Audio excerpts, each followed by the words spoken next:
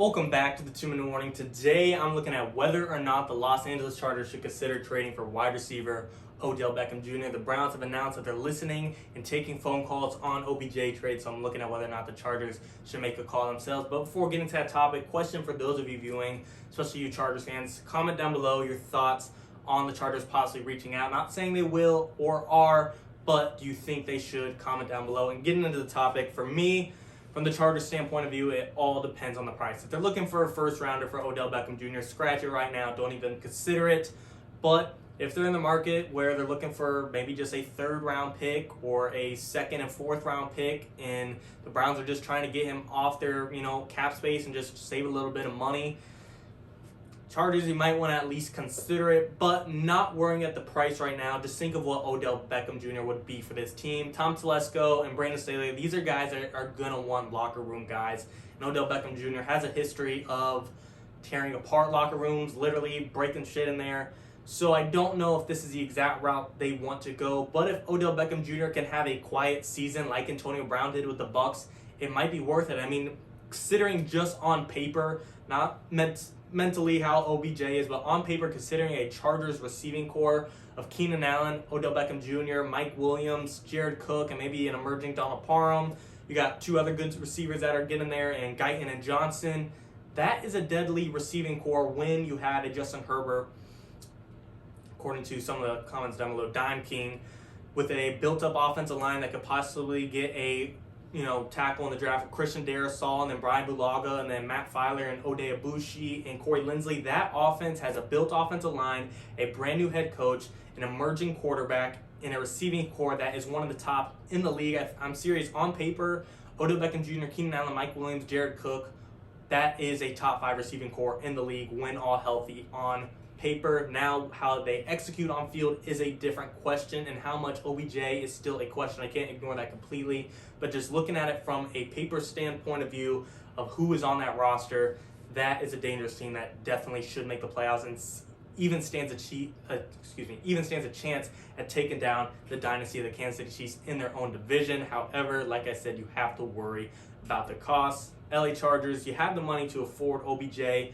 but do you have the draft capital to give up and take the risk on OBJ? Because he's going to be a risk, like I said, in the locker room. That is not something Tom Telesco wants to be. I'd love to see the Chargers be aggressive and go after an OBJ, and maybe be aggressive and go after a Penei Sewell, and now you're looking at a team that is definitely going to fight the Chiefs and definitely make the playoffs, but that is costing a lot right there. I don't see both those trades coming off, especially we don't know how much OBJ is going to be. To me, if it's a third-round pick, Chargers got 2 of those, you sign the deal right now and you take the gamble if he's only got 1 to 2 years left on your contract and see how it can go. However, if they're looking for a second or first round pick, and I'm the Chargers, I'm not investing that much this soon. The Chargers, their receiving core is stout. They need help on the defensive line, on the offensive line, and even in the secondary. I'm only going after OBJ if it's a value deal. Like I said, a third round pick. Other picks like that, higher than that, Chargers just have too many necessities that they can't ignore and just focus on the receiving core. Like I said, Justin Herbert had the worst or second worst offensive line in the NFL, and already adding Corey Linsley and Matt Filer and Odell Beckham and getting a healthy Brian Bulaga is already going to be an upgrade, and he'll already make or have better numbers than that alone.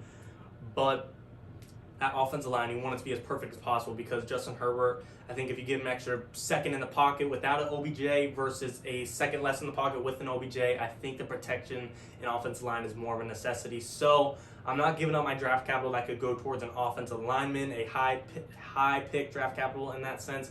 But like I said, a third rounder, and the Browns are just trying to get him off their cap situation. I am considering it. I find the LA Chargers. There is risk, of course. We don't know how he is. He is kind of a nutcase. It's similar to, I made a video on should the Chargers look at AB. Similar situation. Both guys got talent. However, they're not locker room guys. They're not teammate guys, and they can have problems on and off the field. And the Chargers, they might not want to do that when they have a good thing coming together. They're just one to 2 drafts or 1 to 2 off seasons away from being a serious Super Bowl threat. If they're not already, we just have to see. But to me, like I said, if he's cheap, you go for it, you be aggressive, and you see what could turn out of it. But, of course, ask the guys in the locker room. Ask your own teammates, Keenan Allen, Mike Williams, Justin Herbert.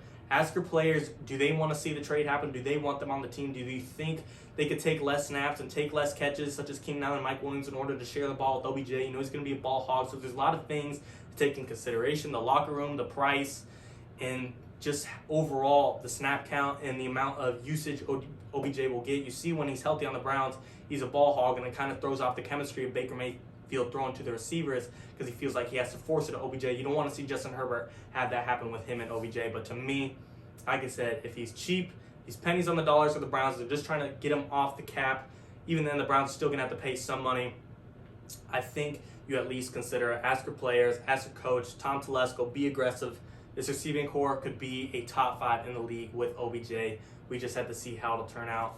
My final answer, do I think it'll happen? No, but do I at least call and see what he's caught, see what he does cost? Fine, the Chargers 100%, but the Browns, I think they're going to be looking for a first or second round, and the Chargers, they just can't go that route. They got too many necessities to work on right now. If they're one receiver away, that's a different conversation, but they're not. The receiving core is actually pretty stout already. This is just an extra cherry on top, an extra bonus. They have other things to worry about, but like I said, comment down below your thoughts. Do you think the Chargers should sign Odell Beckham Jr.? Do you think they should at least consider it? And if so, what would you be willing to give up for Odell Beckham Jr.? What kind of draft pick? What kind of player? Maybe the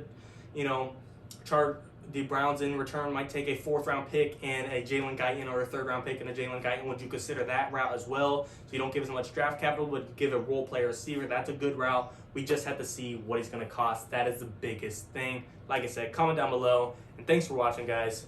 2 in the morning.